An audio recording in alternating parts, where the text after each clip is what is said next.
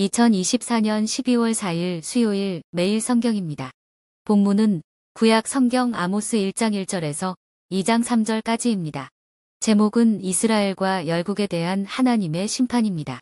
오늘 본문을 정리하면 다음과 같습니다. 아모스가 선지자로 활동하던 당시 북이스라엘은 경제적으로 번영했으나 도덕적, 종교적으로 타락하여 사회적 부패와 비리가 극에 달했습니다. 이 상황에서 아모스는 하나님의 말씀을 받아 북이스라엘과 주변 국가들에 대한 심판을 선포합니다. 우리는 오늘 말씀을 통해 하나님이 공의로 심판하시는 이유가 무엇인지 살펴보겠습니다. 이를 위해 말씀을 자세히 들여다보겠습니다. 먼저 1절, 2절 말씀입니다. 하나님은 아모스를 통해 북이스라엘의 심판의 말씀을 전하게 하셨습니다. 아모스는 남유다의 드고아에서 양을 치던 목자여 뽕나무를 재배하던 평범한 농부였습니다. 그는 유다의 우시야와 북이스라엘의 여로보암 2세가 통치하던 시기에 하나님의 부르심을 받았습니다. 여로보암 2세가 북이스라엘을 통치하던 시기, 북이스라엘은 경제적으로 가장 큰 번영을 누렸지만 도덕적, 종교적 타락이 심각했습니다. 하나님은 이스라엘의 죄악이 심각했기에 선지자가 아닌 평범한 목자 아모스를 불러 심판의 메시지를 선포하게 하셨습니다. 아모스의 소명은 이스라엘에게 하나님의 심판이 임할 것을 경고하는 것이었습니다. 다음은 3절에서 2장 3절 말씀입니다. 아모스는 이스라엘 주변의 나라들의 죄악을 언급하며 심판을 선언합니다. 비록 그의 메시지는 이스라엘을 향한 것이었지만 먼저 주변 나라들에 대한 심판을 선포합니다.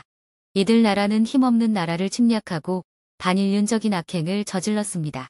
하나님은 주변 나라들에 대한 심판을 통해 이스라엘이 자신들의 죄악을 돌아보도록 경고하셨습니다. 하나님의 공의로운 심판에는 예외가 없습니다. 하나님은 이스라엘뿐 아니라 열방의 통치자이시며 심판자이십니다. 죄가 임계점에 이르면 하나님은 반드시 공의로 심판하십니다. 마지막으로 각 나라는 자신들이 저지른 죄로 하나님의 엄중한 심판을 받습니다.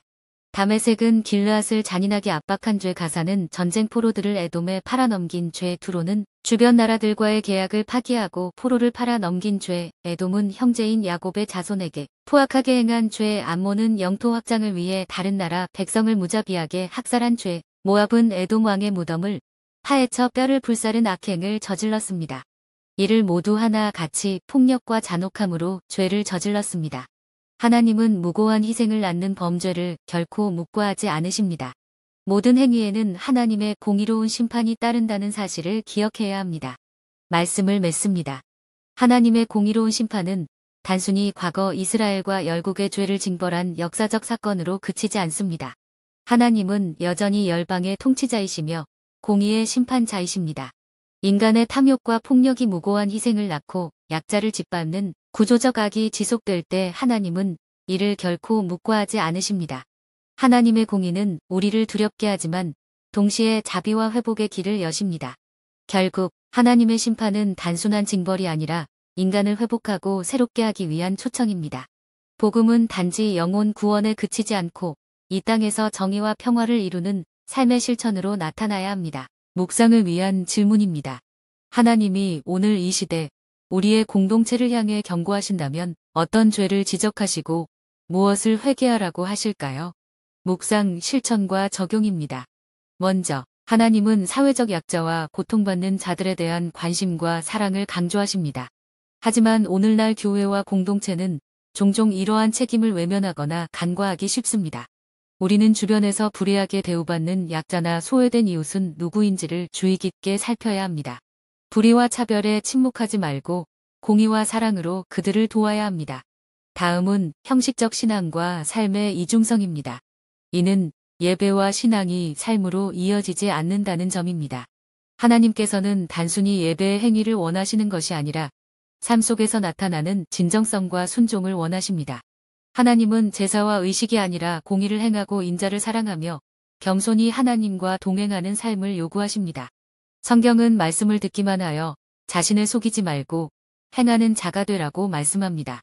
우리는 매일의 삶에서 하나님의 말씀대로 살기 위해 끊임없이 자기를 성찰하고 회개의 삶을 살아야 합니다. 기도드립니다. 하나님 아버지, 우리의 예배가 형식에 머물고 삶과 일치하지 못했음을 고백합니다. 말씀대로 살지 못한 우리의 이중적인 모습을 용서하여 주옵소서. 하나님, 우리의 신앙이 겉모습에 머물지 않고 삶의 모든 영역에서 하나님의 뜻을 드러내도록 도와주소서. 이 시대의 약자를 돌아보게 하시고 불의를 외면하지 않는 담대함을 허락하여 주옵소서. 우리의 교회가 공의와 사랑을 실천하며 하나님의 영광을 드러내는 통로가 되게 하옵소서. 예수님의 이름으로 기도드립니다. 아멘.